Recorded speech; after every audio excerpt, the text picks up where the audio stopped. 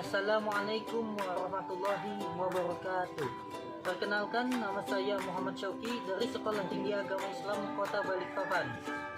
Agama Islam adalah agama yang identik dengan kebersihan.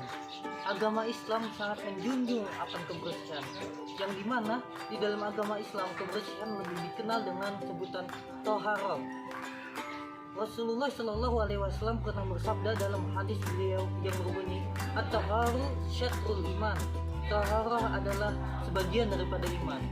Kenapa? Karena dengan taharah, dengan kebersihan, kita dapat beribadah kepada Allah Subhanahu wa taala.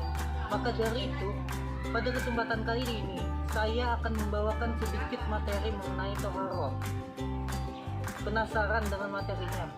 Mari langsung saja kita lanjutkan ke dalam materinya.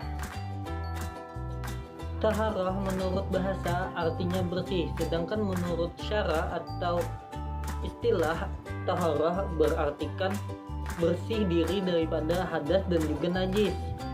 Dan adapun taharah ini terbagi menjadi dua bagian. Yang pertama yakni taharah daripada najis, dan yang kedua ialah taharah daripada hadas. Sekarang kita memasuki ke dalam pengertian daripada najis dan juga pengertian daripada hadas. Yang dimana najis menurut bahasa berarti kotor, dan kotor di sini dapat menghalangi ibadah seseorang kepada Allah Subhanahu wa taala. Sedangkan pengertian daripada hadas ialah keadaan seorang yang tidak suci. Setelah kita mengetahui pengertian daripada najis dan juga pengertian daripada hadas, maka kita masuk ke dalam pengertian taharah daripada najis. Apakah itu taharah daripada najis? Taharah daripada najis berarti membersihkan diri kita dari kotoran ataupun najis yang ada di badan kita, di pakaian kita, ataupun tempat untuk beribadah. Kita masuk ke dalam pembagian daripada najis. Najis di sini terbagi menjadi tiga bagian. Yang pertama, najis muhaffafah, yakni najis yang ringan. Contohnya ialah air kencing anak laki-laki yang belum berusia 2 tahun dan ia belum memakan sesuatu apapun kecuali air ASI ibunya. Yang kedua ialah najis mutawasitah, najis yang berada di pertengahan, tidak terlalu berat dan juga tidak terlalu ringan.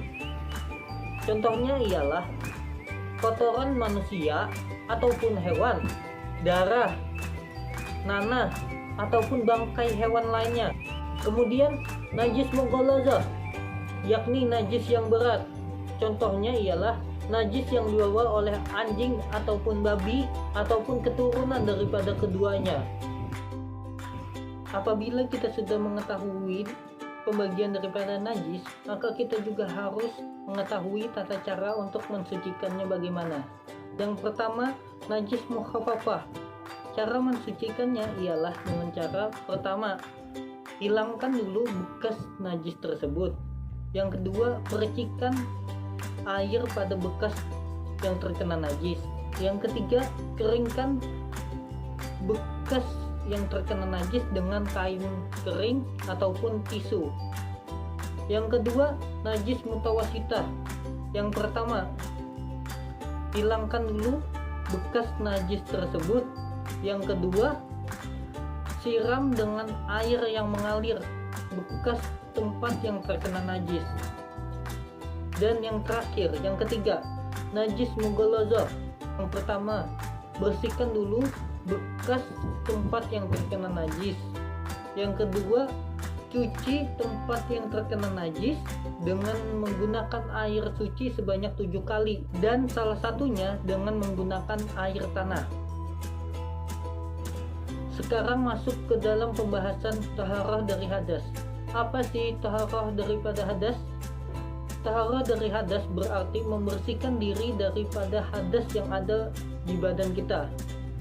Yang dimana apabila masih ada hadas, maka kita masih belum dapat beribadah kepada Allah Subhanahu wa taala.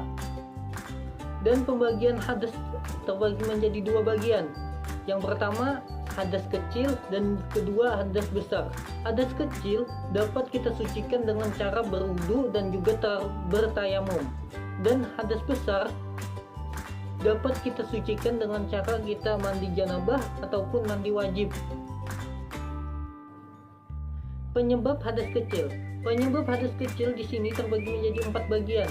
Yang pertama, keluar sesuatu dari kubul dan dubur.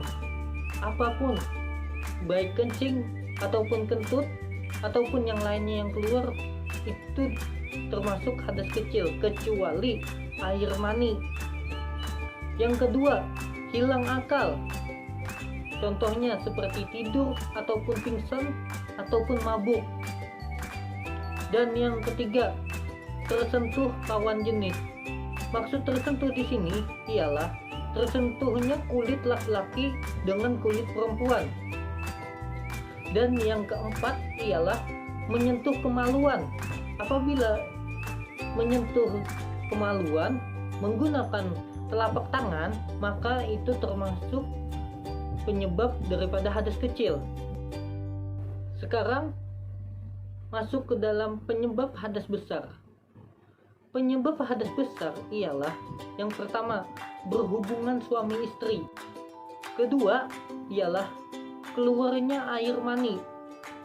Dan yang ketiga, haid dan nifas bagi seorang wanita atau perempuan. Yang keempat, melahirkan. Dan yang kelima ialah meninggal dunia. Itu semua termasuk hadas besar. Sekarang kita masuk ke dalam rukun berwudu. Apa sih rukun-rukun berwudu? Yang pertama, membaca niat berwudu. Yang kedua, membasuh wajah sebanyak 3 kali. Yang ketiga, membasuh kedua tangan sampai ke siku. Yang keempat, mengusap sebagian kepala ataupun sebagian tempat tumbuhnya rambut, mau di bagian samping, belakang ataupun di depan, gak masalah. Yang kelima, membasuh kaki sampai mata kaki. Jadi harus dibasuhnya dari kaki sampai ke mata kaki. Apabila mau dilebihkan, diperbolehkan. Yang keenam, yang paling penting, tertib. Sekarang niat berwudu. Mari kita bacakan niat berwudu. Nawaitu wudu'a li raf'il hadasil asghari fardhan lillahi ta'ala. Artinya, saya niat berwudu untuk menghilangkan hadas kecil fardu karena Allah Ta'ala. Sekarang rukun daripada mandi wajib. Yang pertama, pasti berniat. Niatnya, nawaitu ghusla li raf'il hadasil akbari fardhan lillahi ta'ala. Artinya, sahayaku berniat mandi wajib mengangkatkan hadas besar dari seluruh tubuh karena Allah Ta'ala. Yang kedua, mengalirkan air ke seluruh tubuh dari ujung kepala sampai ke ujung kaki tanpa ada yang dapat menghalanginya. Seperti contohnya tanah yang tertempel di bagian tubuh kita, maka kita akan hilangkan dahulu agar air yang kita alirkan itu mengalir ke seluruh tubuh kita. Mungkin hanya sekian dari saya materi yang disampaikan hari ini. Kurang lebihnya saya mohon maaf. Wabillahi taufiq wa hidayah. Assalamualaikum warahmatullahi wabarakatuh.